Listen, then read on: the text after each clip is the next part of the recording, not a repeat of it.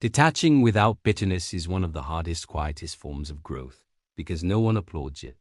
There's no dramatic exit, no loud goodbye, just a soft decision made in the privacy of your own mind.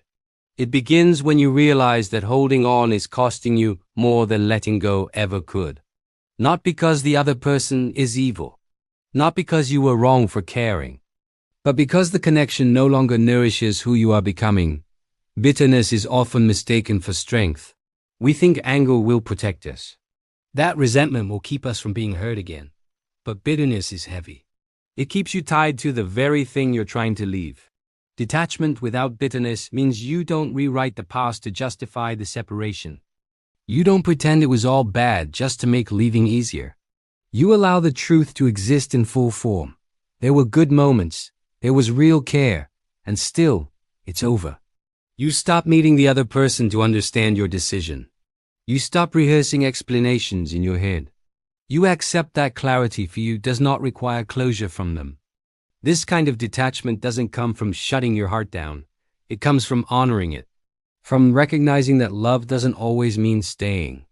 Sometimes love means releasing with grace. You learn to hold compassion without self-betrayal. You can wish someone well without wishing them back. You can acknowledge the role they played in your life without allowing them continued access to your energy. There's maturity in walking away without trying to win. Without needing to be right. Without hoping they'll regret losing you. Because your peace is no longer dependent on their realization. Detaching without bitterness means you stop checking for signs that they miss you. You stop measuring your worth by how much space you occupied in their life. You return that attention to yourself. You grieve quietly. You feel the loss fully. But you don't let grief turn into poison. You understand that people can be important without being permanent. That some connections exist to teach, not to last, and that endings don't erase meaning. This detachment is gentle, but it is firm. It doesn't slam doors.